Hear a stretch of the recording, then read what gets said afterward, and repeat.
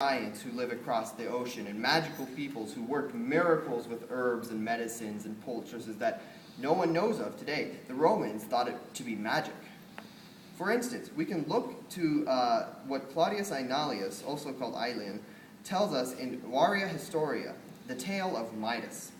A satyr, Silenus, was a pedagogue of Dionysus and fell behind the Nidocian army as he wandered into the hands of Midas. Midas treated him kindly enough, and Silenus, according to Robert Graves, told him stories of a, quote, immense continent lying beyond the ocean stream, altogether separate from the conjoined mass of Europe, Asia, or Africa, where splendid cities abound, peopled by gigantic, happy, and long-living inhabitants, and enjoying a remarkable legal system. A great expedition, at least 10 million strong, once set out thence across the ocean in ships to visit the Hyperboreans. Now, 10 million is an awfully large number, and it's not likely that they did send 10 million people in ships across the Atlantic Ocean to visit the Hyperboreans. However, this sort of description appears in numerous myths throughout the Greek and Roman world. However unlikely it may sound, it is possible that the Romans did venture beyond the Pillars of Hercules into the real ocean and across to the Americas. There's also some archaeological proof of Romans and Phoenicians and Greeks visiting the Americas. Roman coins have been found in Venezuela, Maine, Texas, and Alabama. A stone in Brazil was inscribed with this Phoenician text, which translated reads, "We voyaged with 10 ships and were at sea together for 2 years around Africa. Then we were separated by the hand of Baal and were no longer with our companions. So we have come here, 12 men and 3 women, into a new shore. Am I, the admiral, a man who would flee? Nay, may the celestial gods and goddesses favor us well." This text is also the subject of much criticism. Many people say it was fabricated in order to give somewhat unbelievable evidence to the Phoenicians actually having visited the Americas. However, while many sources do discredit the Paraiba stone as inauthentic, we can give it some credibility when we couple it with the other discoveries, such as the Roman coins found, the pottery found, and the other aspects of Roman mythology that describe the Romans traveling beyond. In fact, the Romans themselves likely even knew that they had discovered America, but not necessarily under the name America. In Plato's Timaeus and Critias, he describes a giant landmass the size of Libya and Asia put together. Several inferences can be made as to what this giant landmass is, but many, including Plato himself, dubbed it Atlantis.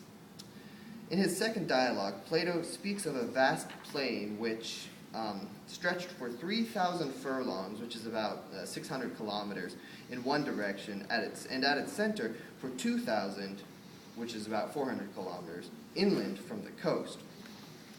He thought this to be a great island sitting in the vast ocean. Beyond this giant continent was the real ocean and another opposite continent. So he thought this would be Atlantis, residing in the Atlantic Ocean. However, while the story of Atlantis is as such, it is not likely that this truly was Atlantis, but rather the Americas. Now, the Romans did not really have a correct perspective of the maps of the world, mostly due to the lack of satellite imaging. But this is a coin that was found, a Carthaginian map, from about 341 BC. So what we see here is, this is a blown up picture of the bottom of the coin, which seems to depict a world map. This being a giant continent lying beyond Europe, Africa, and what that is Asia. So here we see that it is possible that this continent could be considered as big as Europe, Libya, and Asia all combined. With this, we think, well, maybe some credibility can be given to the Romans. And what if they did discover the Americas? I'll leave that for everybody here to decide themselves. Thank you. We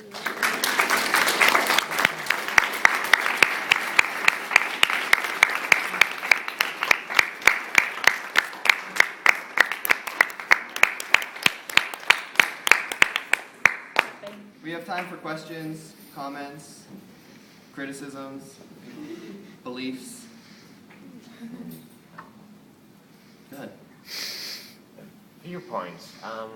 Your definition of myth, that doesn't seem to cover stories that are not intended to explain events such as the story of Pygmalion, for instance. Well, that story, the story of Pygmalion, you can look at it as a statue turning to life. A lonely sculptor shuns all women because they're not beautiful enough for him, so he creates one. The stories of Aphrodite and Venus are often told, especially to depict different aspects of Eros and how he shaped human love, because the Romans did not believe that love was something they could control. They had Cupid and Eros who made them fall in love with each other. We still even think of this sometimes when we consider Valentine's Day in the present day.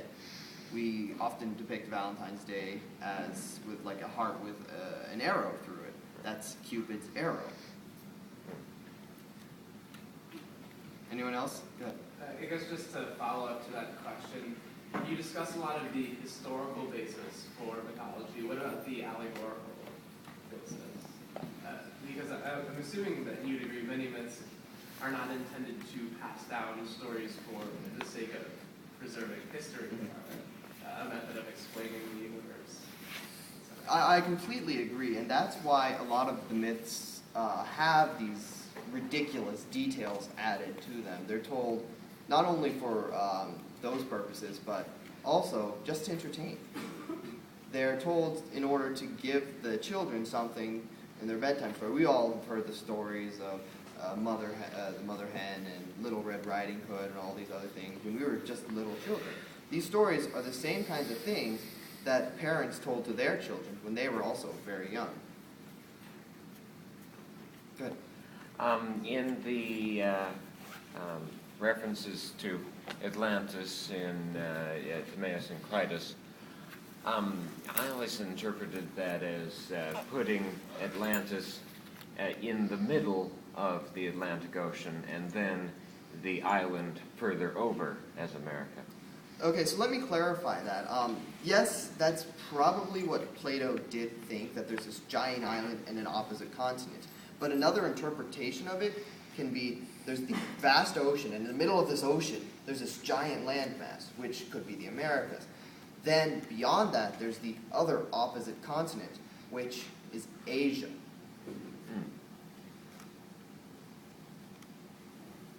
Go ahead. Yeah, I'm asking way too many questions here.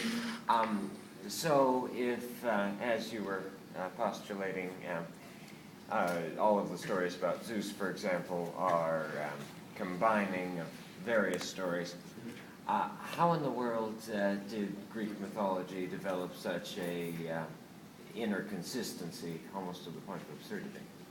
Well, when the people began to intermingle, like this intermingling of cultures actually caused them to transform their stories into one.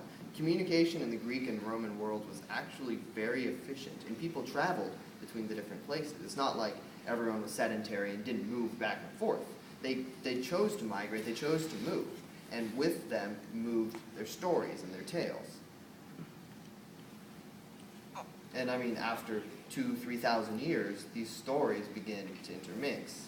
And once they intermix, after 3,000 years, they're all going to bear striking resemblances.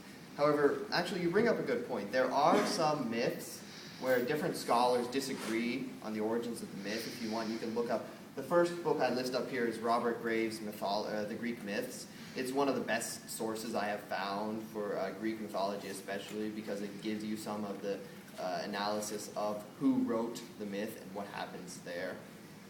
So go ahead and look up some of those myths, and he'll tell you that these two scholars disagree, or these two writers disagree on what happened in these myths. Anyone else? Go ahead. Referring back to the coin map, did they believe the world was round at that time? Or did they think it was flat? That's hard to say, because they did travel over into Asia. We know that much. But they didn't really know. I don't think they really knew. 341 BC would have been definitely after the discovery of the round planet. Okay, so I'm pretty sure. that's hard to say. I personally can't vouch for that, but it could, it couldn't. Yes, go ahead. Actually, to respond to that question, I cannot remember the name for the life of me, but there was a Greek mathematician who, when he was visiting, I don't know what city in Egypt, Yeah. saw the light from the sun at high noon strike the bottom of the well, and had the idea to go back to his hometown in Greece and then see at what time of day light would strike the bottom of the well, and found that it was different, and I believe he calculated the diameter of the earth to within about 100 miles of what it actually is. Yeah. And that was like 400-ish BC. Sorry, continuing that point, it was discovered very early, but seeing that there's still a flat Earth society today, it probably wasn't very widely believed. That's Well- true. I mean, what's discovered isn't always necessarily believed, but Well, some people likely did believe the Earth was round. Other people Well, wouldn't. during the Middle Ages, the belief that the world was round was rather universal, given that the key to Ptolemy's view of the universe with the geocentric model absolutely requires a round Earth. Any other questions? Nope. Well, thank you for coming. If you have anything, you can come talk to me. Go Safadi!